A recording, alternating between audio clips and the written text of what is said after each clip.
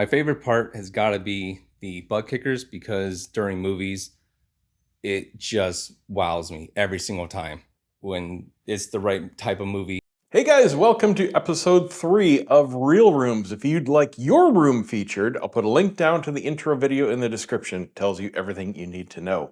So today I present Josh's Living Room of Wonderment. This is a combination, and I think something that's going to hit home with a lot of viewers of this channel because it's probably pretty close to what most of us have or are even going for. We've got a living room, a theater, a music hall, a club, and normal family space all in one. So, take it away, Josh. Hello, and welcome to the reason why I never have to go back to the movie theaters. This is my lived in audio video room slash living room. It is used daily, it's not a dedicated space. You got the puzzles for the kid, you got the exercise bike for exercise, and you get the bar. The always open bar with wonderful artwork. Anyways, let's get into the technical stuff before we get to the questions. We've got a Denon X 1800H that I just recently purchased, refurbished. Got a good deal on that. Needed to upgrade because the old Sony I had could not run 4K at the frame rate, and the other stuff I needed it to do, the HDR, it wasn't able to do HDR, so I upgraded to that. We have Klipsch towers. Those would be the R26Fs. The center channel is a RC32. The subwoofer, just one sub, is a R12 SWNA. For the rears, we've got Fluence AVB-P2, and then underneath, whoop, forgot about this part.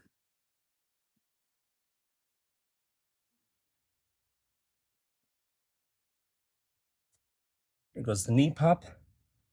We've got some butt kickers, 4 of them total, attached to the frame of the couch on top of a piece of wood, and 4 screws on the far left side and the far right side.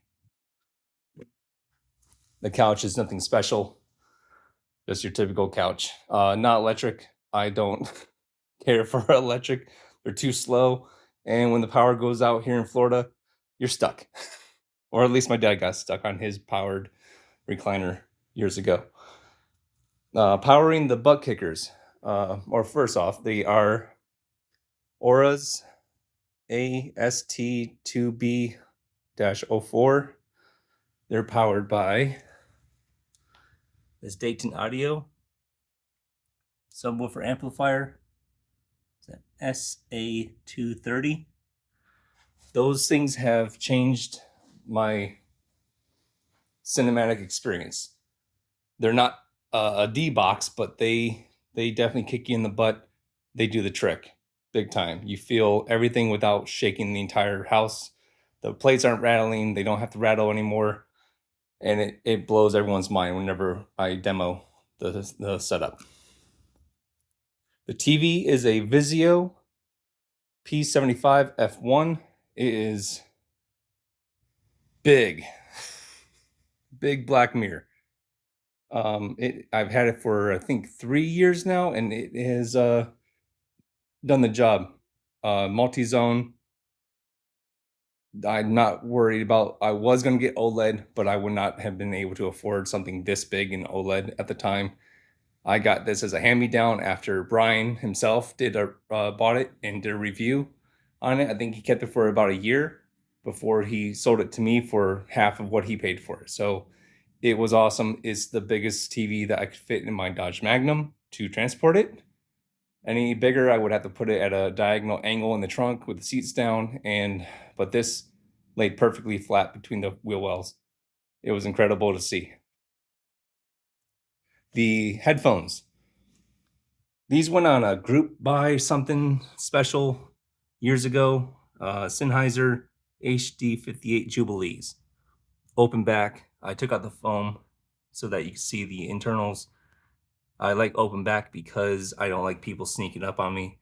If the dog wants to come in and I left him outside, I can hear him at the door. I can hear the kid walk out and sneak up on me.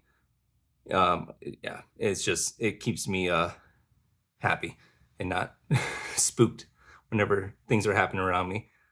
Also, I stripped the black paint off of these, sanded that off, painted it gold because I didn't have copper at the time.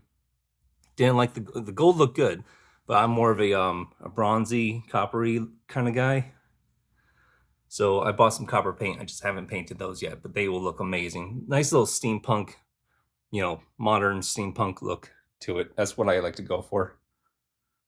Yeah, we already talked about the couch. So, let's see. The TV stand was free. Got that from trailer park years ago. Before this, we had a 42-inch TV on a Craigslist TV stand that rotated. It was super small, apartment friendly. This is our first house. We moved in, had a kid at the same time, and slowly but surely started upgrading. The stereo, the Klepsch, I got from my father. He bought them right before he passed away. Never got to install them. He passed away from cancer, so he wasn't expecting to go as fast as he went. So that came from him. The towers and the subwoofer, and I believe the Sony was a bundle deal that he got. The center channel I bought from someone for $50 on Facebook Marketplace. And let's see what else we got here. We got I used to be a gamer. I got all the Atari.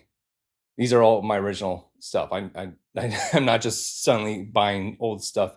That's my original Atari from when I was living in Michigan, 5 years old, 4 years old, in the basement, the best place in the world. Nintendo, original Nintendo, Xbox 360, Halo edition. Anyways, the PlayStation and Nintendo Switch. What else? Sega Genesis. Let's go on some questions here that Brian put out there. Oh yeah, where did I get started with the whole audio thing? When I was in high school, I didn't care about audio. I wanted a iRock Z28, 90s, 80s, whatever, T-tops, V8. Parents didn't want to let me use my own money to buy my car. So being a spoiled little brat, I took all the money and asked my buddy what I should do with it. He said, do car audio. So we went and got the best stuff. We got the MB Quartz, Infinity Perfect, JBL subs, put $2,000 stereo inside of a Hyundai Accent, Sprite green. And I fell in love with music there, with high quality music. So then I went to the army, lived in apartments, lived in the barracks, couldn't have good audio, fell off the wagon with that. And then as I got into this house and I met Brian, I remember telling Brian that I never sat down on the couch and just listened to music. And then he introduced me to his setup, early setup, and I was blown away. Listened to some Dead Mouse. I think a couple tears came to my eyes. So I'm like, okay, let's do this. Let's start. He came over, he tuned my stereo a couple times now as I upgraded. And now I have sat here for days worth of hours just listening to music, hanging out with friends, demoing it to family and friends, neighbors, whatever. So that's when I started, was the car audio. Now I don't have anything in the cars to brag about. Let's see here now. We talked about that thing. Is this the end game? Of course not. Am I looking to upgrade to anything soon? Nope. I will be upgrading as things fall in my lap, or I get them for a huge discount, or something breaks and I'm forced to upgrade. Right now, everything's working great. Nothing's wrong. I got the bug kickers really rounded everything off or completed the whole set. Sony Bravia TV. I had a Sony Bravia TV. I think I mentioned that. Super tiny. Wasn't worried about. I wasn't going to upgrade anything mediocre. I always jump leaps and bounds. I will wait 5, 10 years before I upgrade anything, whether it's a car or anything. But if I do upgrade, it's always a bargain. So if I get a new phone, it's not the latest model. It's 2 or 3 models, but I'll wait 5 years to upgrade my phone. That's just the way it works. But it keeps me happy for 5 or 10 more years. I'm 39, so I haven't upgraded too often. My favorite part of this system is the whole thing. The whole thing is well-rounded. Nothing's lacking. Nothing. I don't need to save up for something that I've had my eye on ever since getting the Denon receiver. That's it. I'm done. The whole system. There's nothing's weak. A little bit of tweaking, a little bit of tuning, and everything will be exactly the way I need it to be when it comes to the Denon. We're still trying to figure out how to. I need to either get an app and tinker with it, or figure out a way to change everything. Because the old Sony, you could sit there with the remote and change the treble, the bass, the size of the speakers, whatever. Now I guess the newer stuff, they just want you to plug and play and set up a microphone in the room and walk away for a bit and have it do its own setup. But something's lacking. Something's definitely lacking compared to the old Sony. The Sony sounded better. This definitely needs some more tweaks.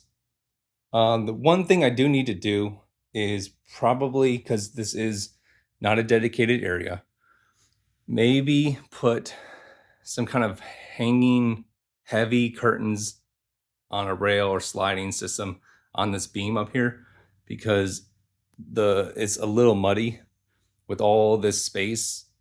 The window, I might put curtains up here to help kind of, help with the sound, because it does seem a little muddy to me during when people are talking in movies. And I guess my favorite part, because I do like bass in audio, my favorite part has got to be the butt kickers, because during movies, it just wows me every single time when it's the right type of movie, the right explosions, the long like rocket ship taking off type of scenes. That's when they shine, and that's when it puts a smile on your face every single time. What would I do different? I don't think there is anything different. I guess I would buy a different house that had a dedicated theater room already built in, or I would move up north where there's a garage, or a garage. You got me thinking, Jeff. I would move up north where I have a basement, because of why wouldn't you want a basement to have a dedicated cinema room? That's about it. We got I had to show off here. We got the Alita. I love movie posters. We got the Alita Battle Angel. Huge fan of that. And then I'm a big fan of How to Train Your Dragon. So I got that movie poster and some statues. This is just stuff I grabbed from my office. I got tons of collectibles in there. It's not enough. It's not worth showing it off. It's an absolute wreck in there right now. I do love these what are they called? These spotlights, floodlights. They're from Amazon. I'll get the what they're called and send it to Brian so he can put it up there. RGB. These are at, I think, 4 or 3%. They're for outside. They're overkill inside. I can turn them up to 100% and blow up the house. It will turn this place into a disco ball. I have done it outside at full blast, and it seems too bright outside, even the backyard. They're way overkill, but they work. They're durable. Anything else I can think of? That's about it. I'm gonna let you guys go, and can't wait to see this video up on the YouTube. Bye.